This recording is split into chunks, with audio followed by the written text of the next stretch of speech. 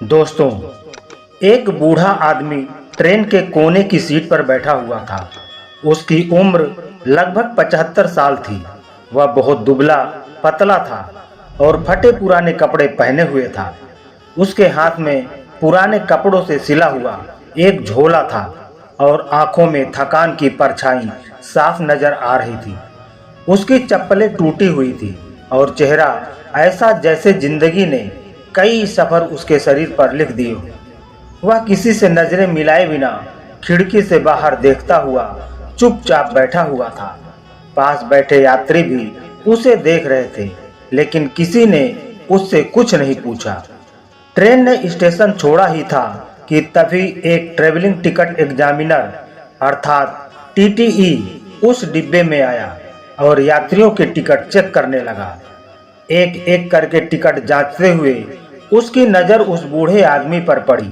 बूढ़े की गरीबी की हालत देखते हुए और अपने पद का रौब दिखाते हुए उसने उस बुजुर्ग आदमी से बहुत ही रूखे स्वर में पूछा, अय बुढ़े, टिकट दिखा। बूढ़े ने धीरे से कहा कि बेटा, मेरे पास टिकट नहीं है। पैसे नहीं थे, इसलिए टिकट नहीं खरीद सका।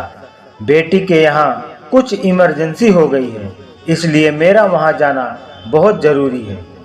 टीटी ने झिड़क कर कहा, जरूरी सबको होता है, लेकिन यह ट्रेन फ्री में नहीं चलती, समझा? नीचे उतरने को तैयार रहो, तुझे अगले स्टेशन पर उतार दूंगा। डिब्बे में सन्नाटा छा गया। कुछ लोगों ने नजरें चुराई, कुछ फोन पे उलझ गए। बूढ़ा हाथ जोड़कर बोला, बेटा, मेरी बेटी स्टेशन पर मेरा इंतजार कर रही होगी। अपने स्टेशन पर पहुंचते ही मैं अपनी बेटी से टिकट के पैसे दिलवा दूंगा, मैं वादा करता हूं। लेकिन टीटी को उस पर बिल्कुल भी दया नहीं आई। वह बोला कि मैं तेरे जैसे लोगों को बहुत अच्छी तरह से जानता हूं।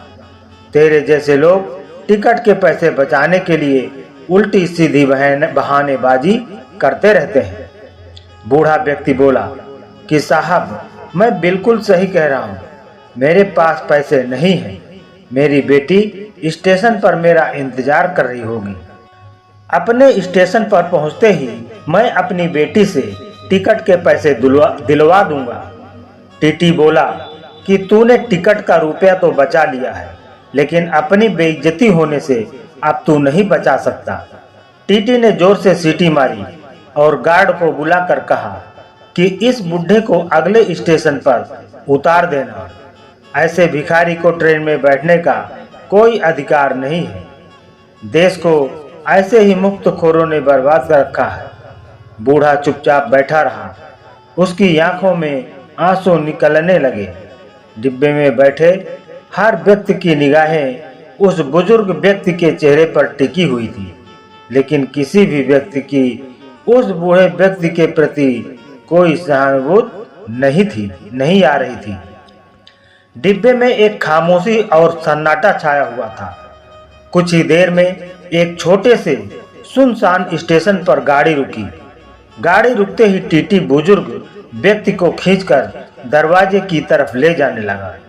बूढ़ा व्यक्ति गिड़गिड़ाता रहा, लेकिन टीटी का दिल बिल्कुल भी नहीं पसीजा और कुछ ही देर में टीटी उस बुजुर्ग व्यक्ति को खींचकर ट्रेन के दरवाजे तक ले आया। दरवाजे पर आकर टीटी उस बुजुर्ग व्यक्ति से कहने लगा कि जा, यहाँ से पैदल ही चला जा। बूढ़ा व्यक्ति कांपते हाथों से पैरों से सीढ़ी से नीचे उतरने लगा। डिब्बे में बैठे सभी लोग तमाशा देख रहे थे। किसी ने कोई विरोध नहीं किया। तभी डिब्बे के एक कोने से एक मासूम सी आवाज आई कि दादाजी को क्यों उतारा। सबकी नजरें उस आवाज की दिशा में देखा कि एक छोटा सा लड़का, जिसकी उम्र 10-11 साल रही होगी, स्कूल ड्रेस में माँ के बगल में बैठा था। उसकी आंखों में मासूमियत और आवाज में सवाल था। टीटी ने बच्चे की ओर देखकर अपने गुस्से को दबाते हुए जवाब दिया कि बेटा, उसके पास टिकट नहीं था और बिना टिकट यात्रा करना गैर कानूनी है, इसीलिए उतार दिया। बच्चे ने अपनी माँ का पर्स खींचा और कहा कि मम्मी, आप हमेशा कहती हो ना कि बड़ों की मदद करनी चाहिए, तो हम क्यों नहीं कर सकते। उसने माँ की ओर देखा तो माँ ने भी सहमति में सिर हिलाया। फिर उस बच्चे ने खड़े होकर टीटी से कहा कि मैं दादाजी के लिए टिकट खरीदूंगा। इतना कहकर उस बच्चे ने माँ के पर्स से कुछ रुपए निकालकर जबरदस्ती उस टीटी की जेब में ठूंसते हुए कहा कि प्लीज अंकल, दादाजी को मत उतारिए। अब टीटी के चेहरे पर भी शर्म और झिझक साफ नजर आ रही थी। उसके मुंह से शब्द नहीं निकल रहे थे। एक पल को तो वह खामोश रहा, फिर ट्रेन से नीचे उतरते हुए उस बूढ़े आदमी के पास पहुंचा जो अब भी एक पुरानी बेंच के कोने में बैठा हुआ था और उसकी आंखें अब भी उम्मीद के इंतजार में थी। टीटी ने कुछ पल चुप रहकर उसे देखा, फिर गला साफ करते हुए कहा कि बाबा चलिए अपनी सीट पर वापस बैठिए, बच्चे ने आपका टिकट ले लिया है। बूढ़ा व्यक्ति चौंक गया। उसने धीरे से टीटी की ओर देखा। कौन बच्चा? टीटी बोला कि वो एक छोटा सा लड़का जो स्कूल ड्रेस पहने सामने बैठा है।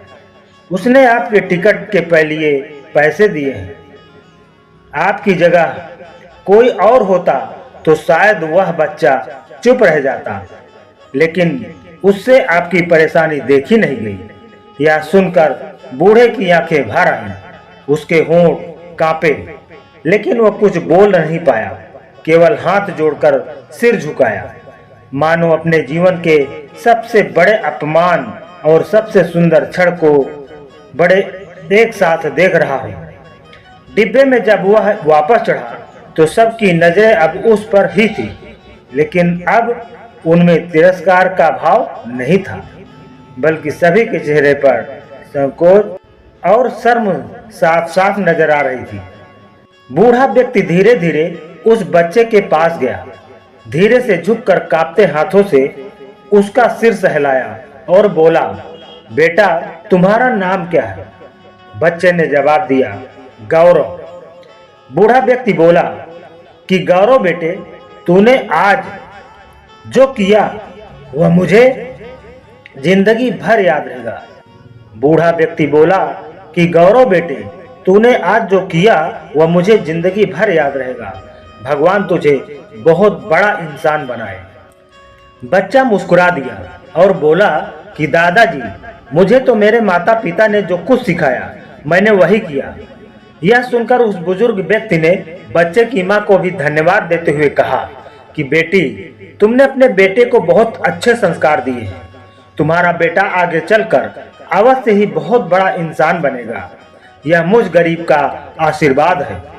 तभी टीटी भी वापस डिब्बे में आया। उसकी आंखों में अब वह अकड़ नहीं थी। वह बोला, बाबा मुझे माफ कर दीजिए। ड्यूटी करते करते कभी कभी दिल कठोर हो जाता है, पर आज इस बच्चे ने याद दिला दिया कि सबसे पहले इंसान बनना जरूरी है। बूढ़ा मुस्कुराया और बोला, साहब गलती आपकी नहीं है, यह जमाना ही ऐसा हो गया है जहां हर गरीब को झूठा, हर भूखे को चोर समझ लिया जाता है। कुछ ही देर में उस बूढ़े का स्टेशन आ जाता है। ट्रेन रुकती है और वह बूढ़ा व्यक्ति कांपते पैरों से दरवाजे की ओर बढ़ने लगता है, लेकिन एक पल को वह रुका, मुड़ा और उस बच्चे की ओर देखकर बोला कि बेटा, आज तुमने सिखा दिया कि जब किसी के साथ नाइंसाफी हो तो बोलना जरूरी होता है। शुक्रिया बेटा, शुक्रिया, आप मुझे जिंदगी भर याद रहोगे। इतना कहकर वह बूढ़ा व्यक्ति ट्रेन से उतर जाता है। उस बच्चे की मां अपने बेटे को सीने से लगाकर कहती है कि बेटा, आज तूने सिखा दिया कि इंसानियत क्या होती है। दोस्तों, धन दौलत से बढ़कर इंसानियत होती है और इसे निभाने के लिए उम्र नहीं, सिर्फ इरादा चाहिए होता है।